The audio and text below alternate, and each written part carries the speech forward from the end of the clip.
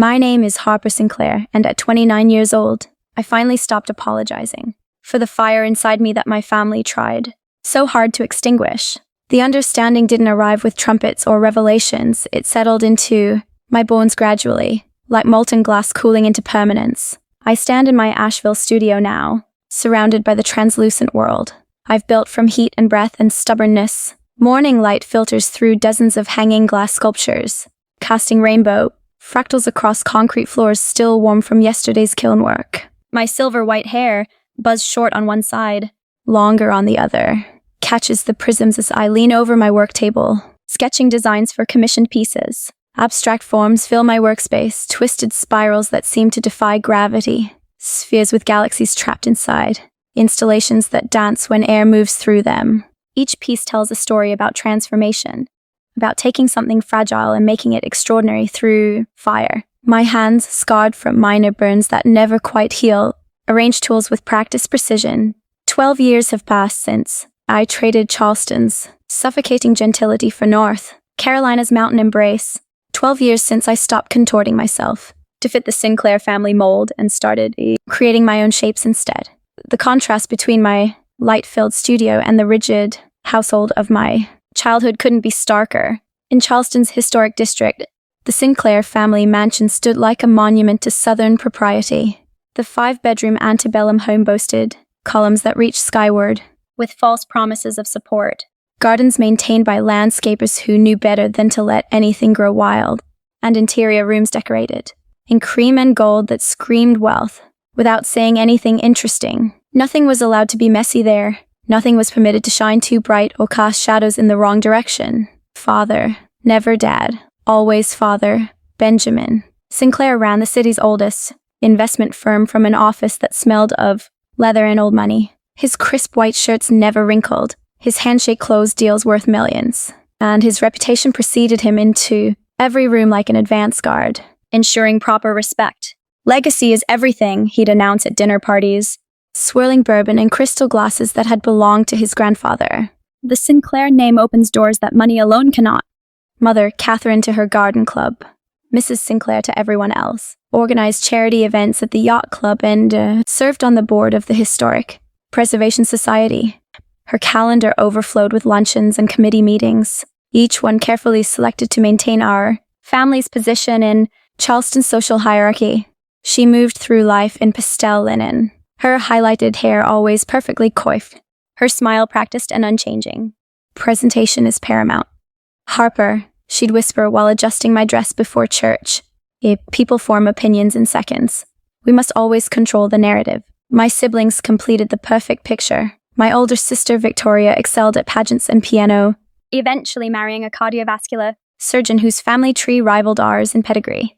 My younger brother, Graham, the family's crown jewel, graduated Duke with honors before joining father's firm, his path illuminated from birth. I was the strange daughter who asked uncomfortable questions and saw beauty in broken things. The first time I truly understood I didn't fit, I was 14 years old. During a family vacation to Hilton Head, I'd found a piece of sea glass on the beach, frosted green, worn smooth by waves and time. Something about its transformation mesmerized me. What had once been sharp and dangerous had become something beautiful through tumbling and darkness. I carried it in my pocket for weeks, pulling it out during boring dinners to watch light move through it. During Sunday brunch at the country club, as mother discussed seating arrangements for some gala, I held the glass up to the window, fascinated by how sunlight turned it luminous. Benjamin's fork clattered against his plate. Put that trash away immediately. It's not trash, I protested. It's beautiful. It used to be. It's garbage from the ocean. Harper. His voice carried that tone that made waiters nervous. And you're holding it like some sort of prize at the Charleston Yacht Club Sunday brunch. What will the Harrisons think? Mother's hand closed over mine under the table, her manicured nails digging into my wrist. Darling, your father's right. It's inappropriate. Victoria, 17 and perfectly polished in her sundress, exchanged knowing looks with Graham. Their expressions said what they always said. Why can't you just be normal? That evening, I discovered my sea glass collection pieces I'd been gathering for months, thrown away. Mother found them while tidying my room. She explained with that sympathetic smile that never reached her eyes. We're not collectors of beach debris, sweetheart. We're better than that. I learned that day that beauty was only acceptable if it came from the right places. Art was fine if it hung in museums or galleries our family patronized. But finding wonder in ordinary, discarded things, that was beneath us. My secret life began shortly after. I started keeping a journal hidden in my closet ceiling, filling pages with sketches of objects others considered worthless, rusted keys, cracked teacups, weathered wood. I wrote about transformation, about how broken things could become extraordinary if you looked at them differently. At 16, I discovered a community art center downtown during a school field trip. While my classmates rolled their wide-eyed eyes at the weird sculptures and primitive paintings, I stood transfixed in front of a glass installation, hundreds of bottles fused together, light pouring through them like captured sunshine. "You're blocking the good stuff," Victoria complained, trying to pull me toward the exit. "The bus is leaving." But I couldn't move.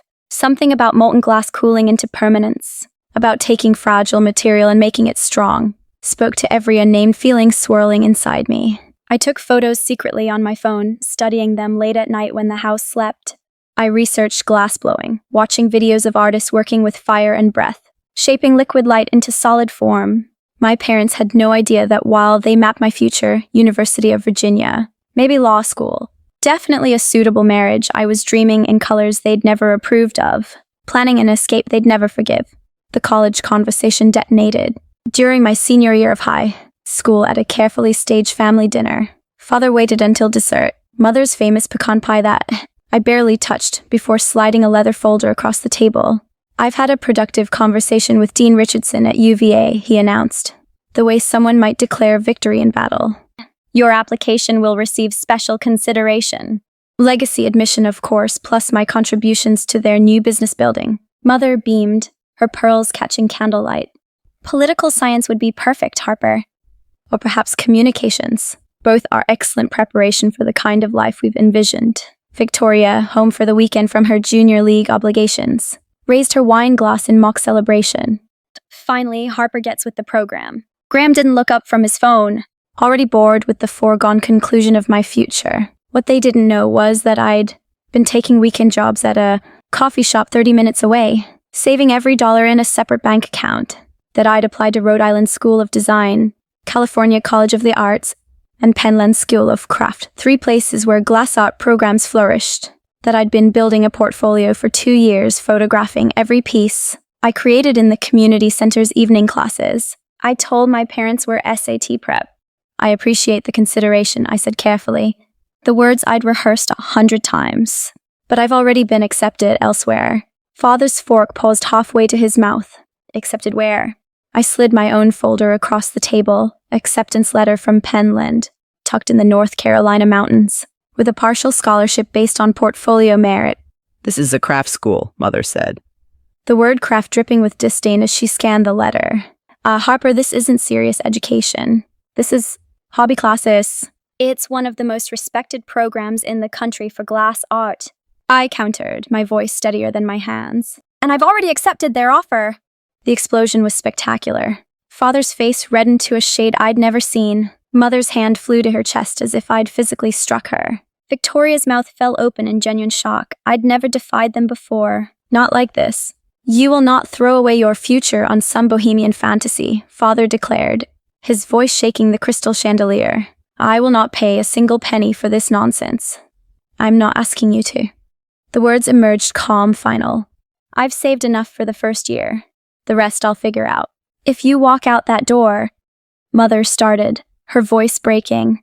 "If I walk out that door, I'll finally be able to breathe," I interrupted. Something I'd never dared before. "I'm sorry I'm not Victoria.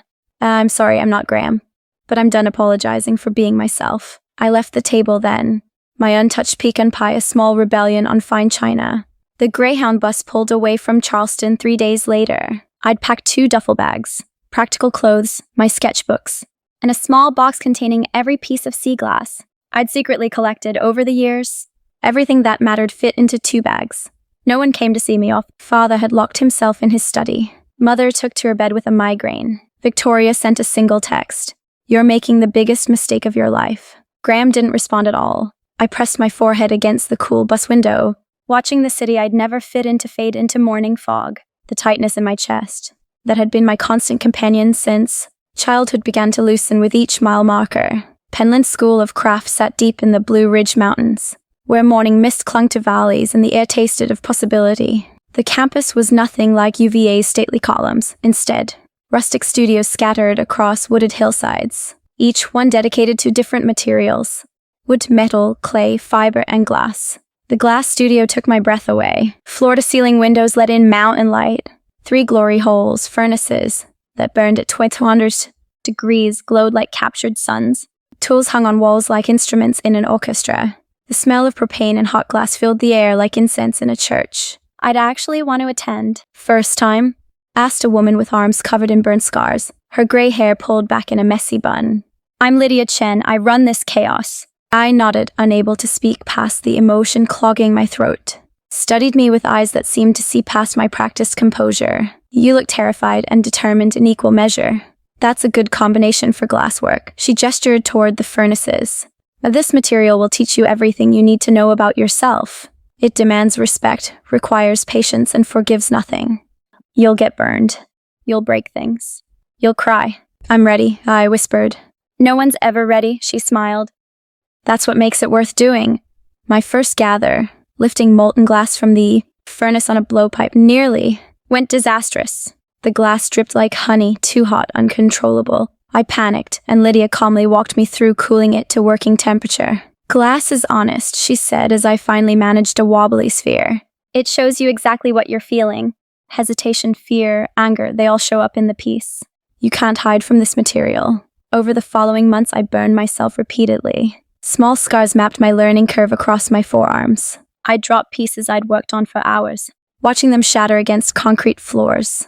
I stayed up until 3 a.m. in the studio, practicing gathers until my shoulders screamed. But slowly, impossibly, I began speaking fluently in this language of fire and breath. My hands learned the weight of molten glass, the exact moment to shape before it hardened. For the first time in my life, I wasn't performing for approval. I was creating from necessity, breathing my truth into glass that couldn't lie. During my second year at Penland, I got my first significant commission. A hotel in Asheville wanted an installation piece for their lobby. $3,000 for something that would hang permanently in their space. I created a cascading arrangement of glass teardrops in blues and grays, each one unique, together forming something like frozen rain or suspended grief, transformed into beauty. When it was installed, light moved through it differently depending on time of day, the piece constantly reinventing itself. The hotel manager took a photo for their website. Within a week, 2 more inquiries came through, then 5, then 12. I was building something my family had never believed possible, a career from what they'd called a hobby. My phone rang less frequently from Charleston. Mother's calls were brief, stilted conversations about weather and Victoria's wedding planning. Father never called at all. Graham sent occasional texts, usually just reactions to photos I'd post of my work. I told myself I didn't care. Mostly it was true. Asheville welcomed me after graduation.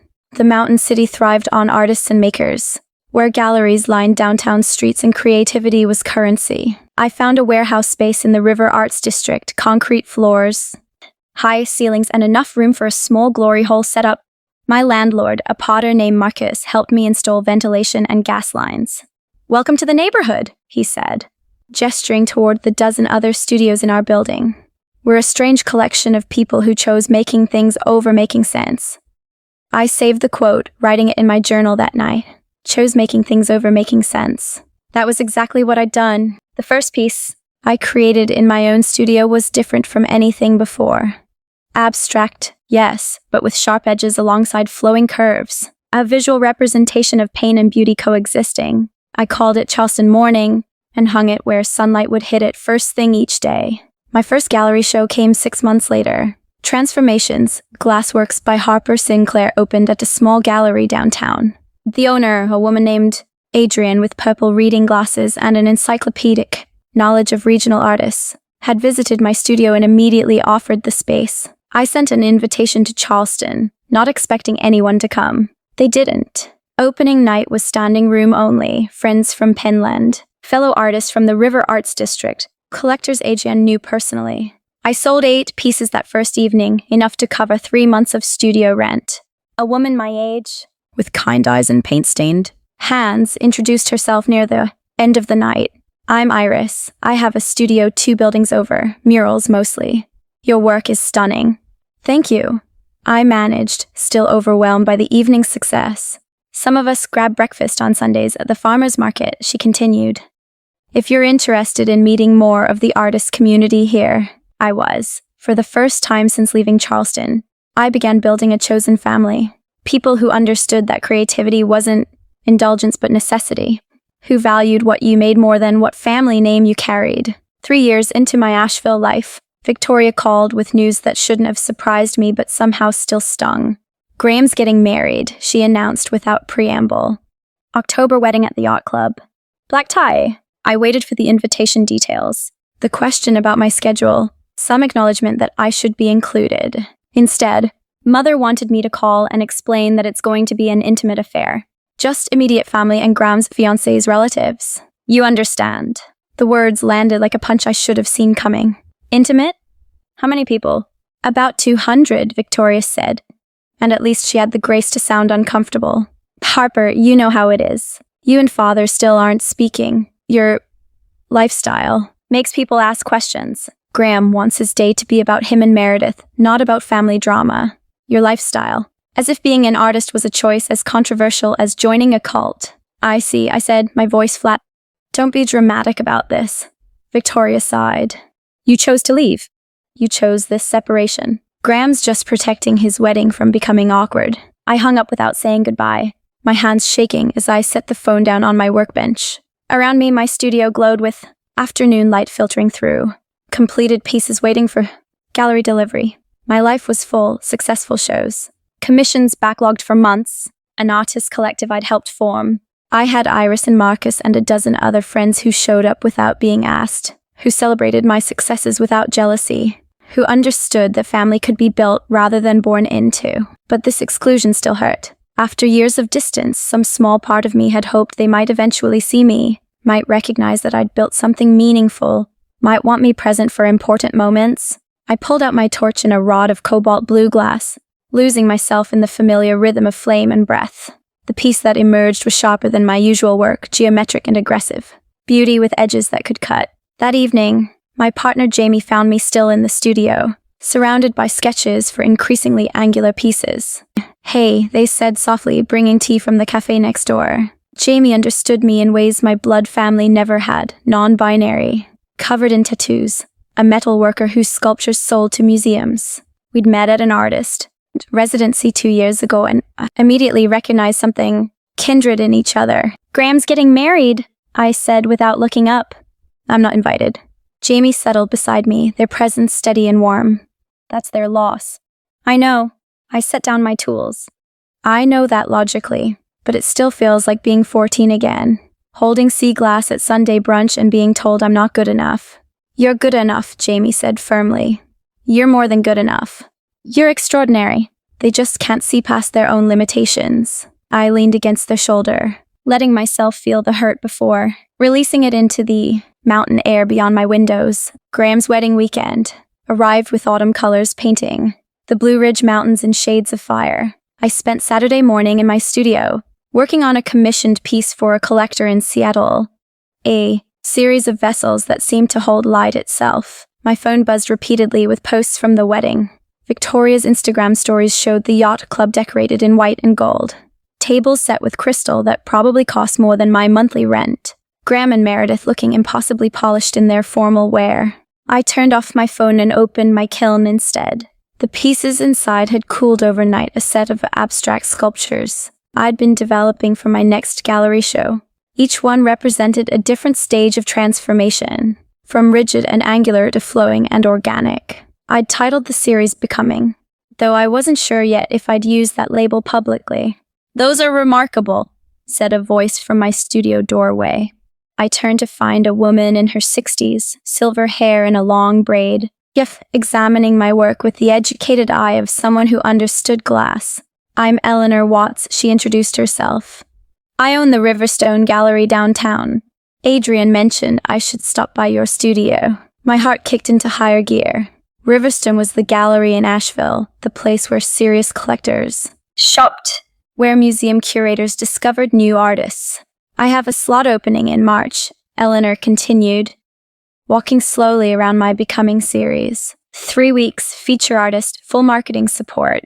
If you're interested.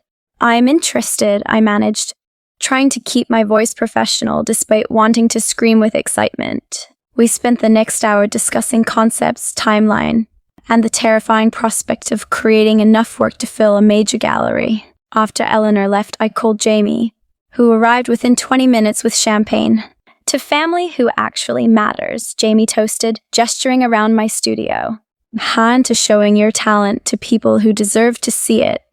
We drank cheap champagne from mason jars, sitting on my concrete floor surrounded by glass that caught late afternoon light. My phone, still silenced, probably held 100 more wedding posts. I didn't check. That evening, Myris organized an impromptu gathering at Marcus's pottery studio, 12 artists, celebrating my gallery, news with potluck food and local beer. Someone brought a guitar, someone else brought their dog. We talked about art and failure, and the courage it takes to make beautiful things in a world that often doesn't understand why we must. Speech, Marcus called out, raising his beer. I stood, looking around at faces illuminated by studio lights and genuine affection. I came here 12 years ago because I couldn't breathe in the place. I was born, I said. You all taught me what family actually means. Not obligation or performance, but showing up.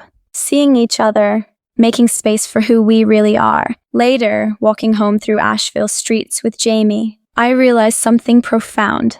I'd stopped waiting for my family's approval. Not dramatically, but gradually. The way glass cools, slowly releasing the hope that they'd ever see me clearly. I'd built a different life entirely, one I'd chosen piece by piece. And it was more beautiful than anything they'd ever imagined for me. The end.